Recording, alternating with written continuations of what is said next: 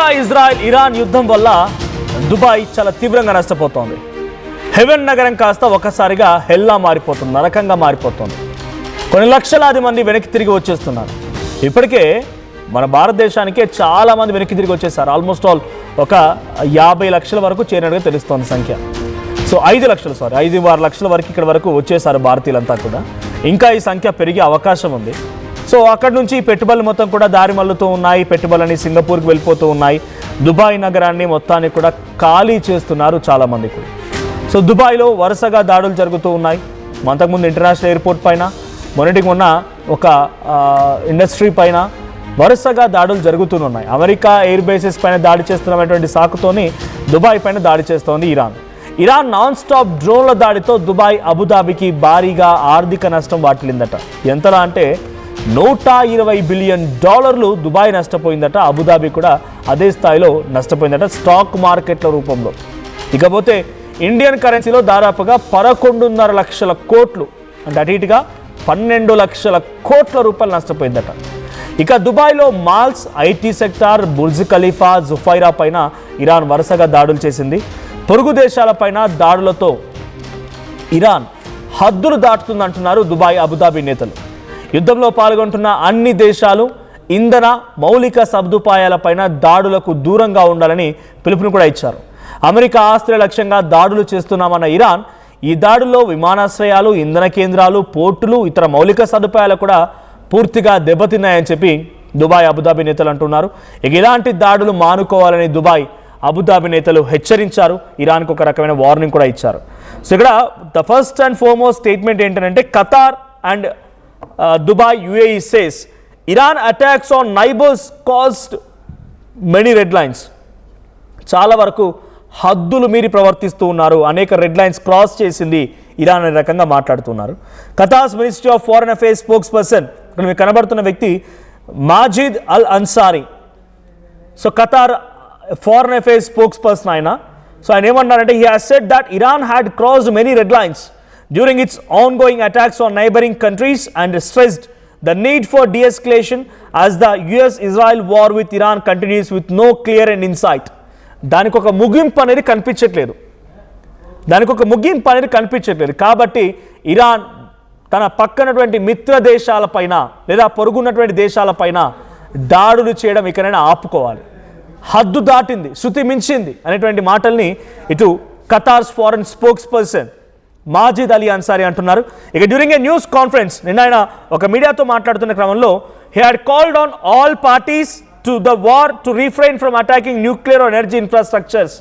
So ఆయన all party meeting announce చేసి ఆయన అక్కడ నుంచి మీడియా కాన్ఫరెన్స్లో మాట్లాడుతూ ఆయన ఏం చెప్తున్నారంటే ఎనర్జీ ఇన్ఫ్రాస్ట్రక్చర్ పైన మౌలిక సదుపాయాల పైన అక్కడి ఆయిల్ రిఫైనరీస్ పైన దాడి చేయడం మానుకోవాలి.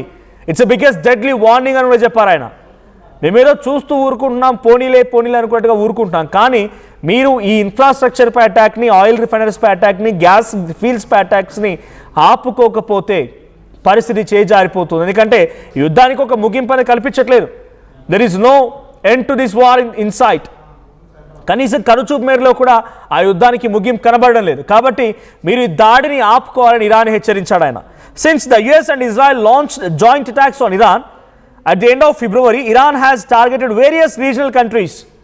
ఫిబ్రవరి 28న మొదటిసారిగా ఇజ్రాయెల్, అమెరికా కలిసి అలీ ఖమేనీని అంతమొందిస్తే ఆ తర్వాత నుంచి ఇరాన్ వరుసగా తమ దాడులతో ఇరాక్పై దాడి చేసింది, యుఏఈపై దాడి చేసింది, సౌదీ అరేబియాపై దాడి చేసింది, బహ్రెయిన్పై, ఓమన్పై, జోర్డాన్పై, కువైట్పై దాడి చేస్తూనే ఉంది, చాలా తీవ్రంగా నష్టపరుస్తూనే ఉంది అని చెప్పి ఆయన అంటున్నారు. సో ఒకసారి మీకు ఫిబ్రవరి 28 నుంచి ఇప్పటి వరకు జరిగిన వార్కి సంబంధించిన దాంట్లో చూస్తే ఓవరాల్గా అన్ని అటు ఇజ్రాయెల్, లెబనాన్, సిరియాలపై దాడి చేసినా, ఇటు ఇరాన్ వీటిపై దాడి చేసినా కూడా ఇరాన్లో యుద్ధం మొదలైన నాటి నుంచి 1937 మంది మరణించారంట. యుద్ధం స్టార్ట్ అయిన నాటి నుంచి కూడా 24,800 మందికి చాలా తీవ్రంగా గాయాలయ్యాయి. ఇటు ఓమన్లో 3 చనిపోయారు, 15 మందికి గాయాలయ్యాయి. యుఏఈలో 11 మంది చనిపోయారు, 180 మందికి గాయాలయ్యాయి. సౌదీ అరేబియాలో 2 చనిపోయారు, 20 మందికి గాయాలయ్యాయి. బహ్రెయిన్లో 3 చనిపోయారు, కొన్ని పదుల సంఖ్యలో వాళ్ళకి గాయాలయ్యాయి. కువైట్లో 7 చనిపోయారు, జోర్డాన్లో 29 మంది, ఇజ్రాయెల్లో 20 మంది, ఇరాక్లో 100 మంది, ఇరాన్లో ఏకంగా 2000 మంది, సిరియాలో 4, పలెస్తీనాలో 4, అటు లెబనాన్లో సుమారుగా 1200 మంది, ఇక యుఎస్ మిలిటరీకి సంబంధించి 13 మంది. సో ఈ స్థాయిలో మరణాలు సంభవిస్తూ ఉన్నాయి. ఆర్థికంగా ఇబ్బందిగా ఉంది, ఇన్ఫ్లేషన్ కారణమవుతోంది, ఇన్ఫ్రాస్ట్రక్చర్ దెబ్బతింటోంది. ఫర్దర్గా దాన్ని రిటిలియేట్ చేయాలని, అంటే దాన్ని రిట్రైవ్ చేయాలన్నా కూడా, దాన్ని మళ్ళీ తిరిగి కొనసాగించాలి, పునరుద్ధరించాలన్నా కూడా కొన్ని కోట్ల రూపాయల నష్టం. 12 లక్షల కోట్ల రూపాయలు అంటే అర్థం చేసుకోండి. ఉదాహరణకి taking an example of Telugu states budget కనుక తీసుకుంటే ఒక 4 సంవత్సరాల బడ్జెట్, మనం ప్రస్తుతం 3 లక్షల కోట్లు ఉన్నాం బడ్జెట్లో. సో 4 సంవత్సరాల బడ్జెట్ అంటే ఒక ప్రభుత్వం నడిపించేటువంటి బడ్జెట్ మొత్తం కూడా ఒక నెల రోజుల యుద్ధంలో కోల్పోయింది దుబాయ్. మరణాలు కూడా చాలా పెద్ద మొత్తంలో ఉన్నాయి. ఇరాన్లో 2000 మంది మరణించారు, ఇరాక్లో 100 మంది. ఇవే కదా మెయిన్ కంట్రీస్. సో ఇటు సౌదీలో 2, దుబాయ్లో 3, తర్వాత ఓమన్లో 3, అటు యుఏఈ మొత్తం కలిపితే 11 మంది, ఖతార్లో 16 మంది. ఈ స్థాయిలో మరణాలు ఉంటూ ఉన్నాయి. సో ఇప్పటికైనా మీ యుద్ధాన్ని ఆపాలి అని చెప్పి గల్ఫ్ కంట్రీస్ రిటిలియేట్ చేయడం మొదలుపెట్టాయి. కేవలం ఇరాన్ పైనే కాదు, వీళ్ళు అమెరికా మరియు ఇజ్రాయెల్ పై కూడా ఒత్తిడి తీసుకొస్తున్నారు. అసలు మీ యుద్ధానికి కారణం ఏంటి, దానికి పర్పస్ ఏంటి, మీ ఫైనల్ డెస్టినేషన్ ఏంటి, మీ రూట్ కాజ్లో ఏమనుకుంటున్నారు అనే రకంగా ఇప్పుడు ఈ గల్ఫ్ కంట్రీస్ అమెరికా ఇజ్రాయెల్ కూడా క్వశ్చన్ చేస్తున్నాయి. మీ కారణంగా మేము ఇబ్బంది పడుతున్నాం, మా దేశాలపైన దాడులు జరుగుతున్నాయి, మేము అనేక రకాలుగా నష్టపోతూ ఉన్నాం, కోటాను కోట్ల లక్షల కోట్ల రూపాయలుగా నష్టం వాటిల్లుతోంది. సో మీరు యుద్ధానికి ముగింపు అనేది లేదు కాబట్టి వెంటనే ముగించేసుకోండి. మీరు చర్చలు జరిపిస్తారా, మీరు కొట్టక చేస్తారా మీ ఇష్టం, కానీ ముగింపు మాత్రం అవసరం, లేదనంటే చాలా తీవ్రంగా నష్టపోవాల్సి వస్తుంది అనేది అటు ఖతార్స్ ఫారెన్ మినిస్టర్ అల్ అన్సారీ మాజిద్ ఒక స్టేట్మెంట్లో పాస్ చేశారు. But US assets located in the region the affected countries have issued wide spread condemnation and called for the cessation of hostilities as the attacks have caused damage to civilian infrastructure including airports, energy facilities and ports and resulted in casualties. So ఒక సముదాయం పైన ఎప్పుడైతే US based సంబంధించినటువంటి అక్కడ చోట దాడి చేస్తే, అక్కడ యుఎస్ ఎయిర్ బేస్ దగ్గరనో యుఎస్ సంబంధించినటువంటి ఇంకే దగ్గర దాడి చేస్తే పక్కనటువంటి సివిలియన్ ఇన్ఫ్రాస్ట్రక్చర్ దెబ్బతింటోంది. పక్కనటువంటి చాలా వరకు కంట్రీ మేడ్, అంటే దుబాయ్లో దాడి చేస్తుంది అనుకోండి రీసెంట్గా, ఆ దుబాయ్ పక్కనటువంటి ఒక ఎయిర్ బేస్ పై దాడి చేస్తే అక్కడ దుబాయ్ ఇంటర్నేషనల్ ఎయిర్పోర్ట్ పైన పాక్షికంగా దెబ్బతింది. అక్కడ ఆయిల్ ట్యాంకర్స్ పై దాడి చేస్తే అటు దుబాయ్ నగరం కొంత అల్లాడిపోయింది. సో ఈ రకంగా మీరు అటాక్ చేసేది ఎయిర్ బేసెస్ పైన, అమెరికన్ స్థావరాల పైన అంటున్నారు, కానీ you are literally hurting us too, మమ్మల్ని కూడా చాలా తీవ్రంగా గాయపరుస్తున్నారు, మమ్మల్ని కూడా చాలా తీవ్రంగా నష్టపరుస్తున్నారు అనేది అల్ అన్సారీ చెప్తున్నారు. ఇక the attacks some countries have continue to seek path in the war. So యుద్ధానికి ఆపకపోతే ఇది మరింత ఎక్స్ట్రీమ్ అయ్యే అవకాశం కూడా అని చెప్పి ఆయన చెప్తున్నారు. So far Saudi, Egypt and Pakistan were in a meeting at Pakistan Islamabad. వీళ్ళందరూ కూడా ఒక మీటింగ్లో ఉన్నారు. ఈజిప్ట్, టర్కీ, పాకిస్తాన్, సౌదీ అందరూ మీటింగ్లో ఉన్నారు. ఆ మీటింగ్ కాల్ఫర్ చేస్తారు, ఆ మీటింగ్లో అటెండ్ అవ్వండి, లేకపోతే ఆ మీటింగ్కి సంబంధించి ఓ సార్థకత తీసుకురండి, కానీ యుద్ధానికి ముగింపు పలకండి. లేదు అనుకుంటే కనుక చాలా రెట్టింపుగా చాలామంది నష్టపోయే అవకాశం ఉంటుంది అనేది ఆయన చెప్తున్నమాట. సో ఆల్రెడీ మీటింగ్ జరుగుతుంది, మీకు అందరికీ తెలిసిందే. పాకిస్తాన్ ఇస్లామాబాద్ వేదికగా అటు పాకిస్తాన్ ప్రధాని షహబాజ్ షరీఫ్ అండ్ అక్కడ ఫారెన్ మినిస్టర్ ఇషాక్ దార్ నేతృత్వంలో వాళ్ళు హోస్ట్ చేస్తూ ఉంటే సౌదీ అరేబియా, అటువైపు నుంచి ఈజిప్ట్ అండ్ టర్కీ, సో ఇవన్నీ దేశాలు పాల్గొంటూ ఉన్నాయి. సో ఈ దేశాల యొక్క ఆలోచన ఏంటంటే యుద్ధానికి ముగింపు పలకాలి. ఒక రకంగా వీళ్ళందరూ కూడా ట్రంప్కి భయపడే వాళ్ళే, కానీ యుద్ధానికి ముగింపు పలకాలంటే ఇటు ఇరాన్ ఒప్పించాలి, అమెరికాను ఒప్పించాలి, లేదంటే వాళ్ళకు కూడా ఇన్ఫ్లేషన్ స్టార్ట్ అయ్యే అవకాశం ఉంది.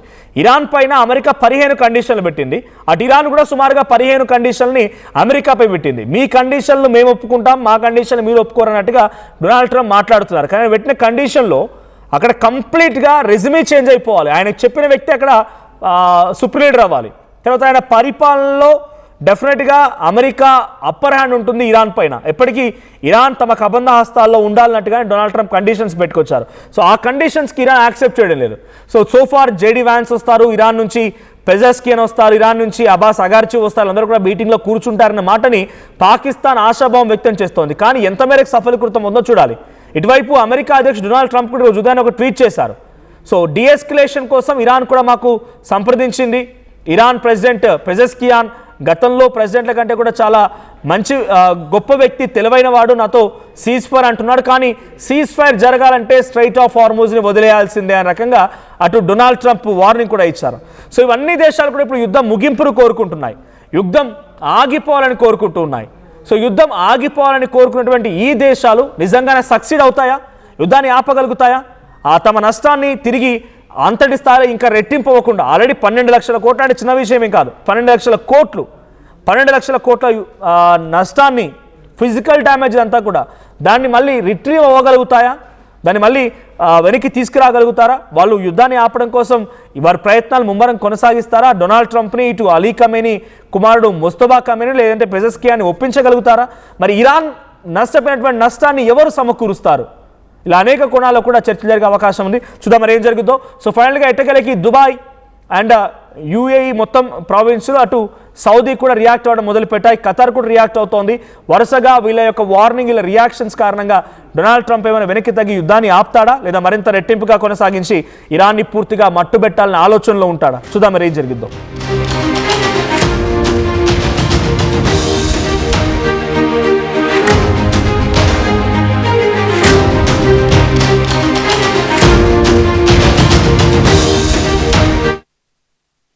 +148 student-led startups, 11 exited startups, 12 cash flow positive startups. KL deemed to be university.